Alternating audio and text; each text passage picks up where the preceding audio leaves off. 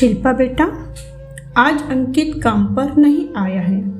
ये ले एक्टिवा की चाबी और घर जाकर मेरा टिफिन लेकर आ। कपड़े के दुकानदार ने अपनी दुकान की सेल्स गर्ल से कहा। शिल्पा पेशोपेश में पड़ गई। मालिक को मना नहीं कर सकती थी और मालिक के घर जाने की उसकी हिम्मत नहीं हो रही थी। कारण था मालिक का बेटा अमर। अमर जब भी दुकान पर आता शिल्पा को खराब नज़र से घूरता, किसी न किसी बहाने से उसे छूने की कोशिश करता। कई बार वो सोचती कि ये नौकरी छोड़ दूँ, लेकिन नौकरी की उसे सख्त ज़रूरत थी। जब वो छोटी थी तभी उसकी माँ का देहांत हो गया था। 2 साल पहले पिता को लकवा मार गया। उसके 2 छोटे भाई बहन हैं। पूरे 4 लोगों का परिवार चलाने की जिम्मेदारी उस पर है। इसलिए अमर की गंदी हरकतों को नज़रअंदाज करना उसकी मजबूरी थी। दूसरी नौकरी भी तो आसानी से नहीं मिलती। वैसे मालिक का स्वभाव बहुत ही अच्छा था। वो उसे बेटी की तरह मानते थे। हरदम शिल्पा बेटा कहकर ही पुकारते। मालिक के तरफ देखकर और यह सोचकर वह अमर की गंदी हरकतें सहन कर लेती कि दुकान पर बाकी लोगों की उपस्थिति में वो सुरक्षित है। लेकिन अब घर जाने की बात। शिल्पा बेटा, क्या हुआ? कहाँ खो गई? ये चाबी पकड़ना। मालिक की आवाज़ से उसकी तंद्रा टूटी। उसने बेमन से चाबी ली और टिफिन लाने मालिक के घर गई। घर की डोरबेल बजाने पर दरवाज़ा अमर ने ही खोला। उसे देखकर ही शिल्पा को थोड़ा डर लगा। क्या बात है? कहीं मैं सपना तो नहीं देख रहा? आज मेरी जान खुद ही चलकर मेरे घर आई है। क्यों, आ गई न मेरी याद? आज अंकित काम पर नहीं आया है, इसलिए बाबूजी ने मुझे टिफिन लाने भेजा है। आंटी कहाँ हैं? उनसे कहो कि टिफिन दे दें। मम्मी किचन में है। किचन में जाकर टिफिन ले लो। किचन की तरफ जाते हुए उसने देखा कि हॉल में अमर के 4 दोस्त बैठे हुए हैं। शिल्पा को उनके चेहरे पर एक कुटिल मुस्कान महसूस हुई। नारी को ईश्वर ने एक ऐसी अनोखी शक्ति दी है कि उसको पुरुषों के गंदे इरादे जल्दी समझ में आ जाते हैं। आंटी आंटी पुकारते हुए वो किचन में घुसी तो वहाँ पर कोई नहीं था। जैसे ही वो वापस आने के लिए मुड़ी तो अमर और उसके दोस्त रास्ता रोककर खड़े हो गए। आंटी कहाँ हैं? शिल्पा ने पूछा। मम्मी मंगल पाठ में गई है, 4-5 घंटे के पहले नहीं आएगी। उसके सभी दोस्त अट्टहास लगाने लगे। वाओ अमर, आज तो मजा आ जाएगा। घर में हमारे अलावा और कोई नहीं है।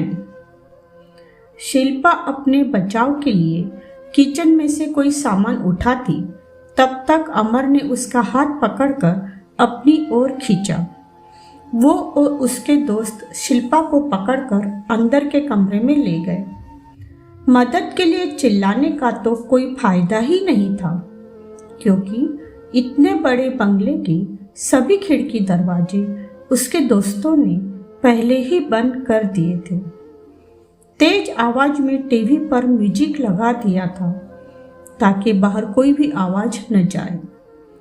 उन्होंने उसे घसीटकर पलंग पर पटक दिया। जहां तक हो सके शिल्पा अपने आप को उन राक्षसों से बचाने की कोशिश करने लगी। एक लड़के ने उसकी कुर्ती गले के पास से पकड़कर खींची तो कुर्ती फट गई। 5-5 लड़कों के आगे वो अपने आप को असहाय महसूस करने लगी। जल्द ही उसकी समझ में आ गया कि अब उसकी इज्जत कोई नहीं बचा सकता। अचानक शिल्पा जोर से चिल्लाई, आओ आओ, अब मैं बिल्कुल भी विरोध नहीं करूंगी, लेकिन बाद में सभी लोग आत्महत्या कर लेना। इतना कहकर वह खुद ही अपने कपड़े खोलने लगी। अचानक शिल्पा का बदला हुआ यह रूप देखकर पांचों के कुछ भी समझ में नहीं आया। कोई लड़की खुद ही सामूहिक बलात्कार करवाने के लिए कैसे तैयार हो सकती है? हम क्यों आत्महत्या करेंगे? हम लड़के हैं, हमारा कोई कुछ नहीं बिगाड़ सकता। इज्जत तो तेरी जाएगी, समाज में तू कहीं मुंह दिखाने लायक नहीं रहेगी। आत्महत्या तो तुझे करनी पड़ेगी। हाँ, इज्जत तो मेरी जाएगी, लेकिन तुम तो जिंदगी से हाथ धो बैठोगे। आओ, मैं खुद तुम लोगों को, आओ, और फिर तुम सभी लोग खुद ही आत्महत्या कर लोगे, क्योंकि मुझे एड्स है। एड्स शब्द सुनते ही पांचों को सांप सूंघ गया। पांचों झट से दूर सरक गए। शिल्पा फिर से चिल्लाई, आओ, एड्स पीड़िता के साथ। लेकिन कोई भी अपनी जगह से टस से मस नहीं हुआ। अब शिल्पा धीरे से उठी, अपने कपड़े बराबर किए और सधे हुए कदमों से चलकर दरवाजा खोलकर बाहर आ गई। किसी ने भी उसे नहीं रोका। रास्ते में शिल्पा सोच रही थी कि यदि ऐन वक्त पर उसे इतना बड़ा झूठ नहीं सूझता तो उसकी इज्जत नहीं बचती। सहेलियों, हमें विपरीत परिस्थितियों में भी धैर्य न खोकर अपनी सुरक्षा खुद करने के उपाय सोचने चाहिए। तभी हम समाज के भेड़ियों से अपनी रक्षा कर पाएंगे। दोस्तों, यह कहानी आपको कैसी लगी कमेंट करके जरूर बताएं। यदि आपको कहानी पसंद आई हो तो वीडियो को लाइक कर दीजिए।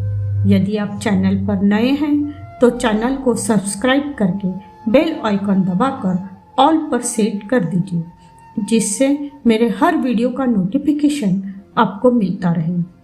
फिर मिलती हूँ अगले वीडियो में। धन्यवाद।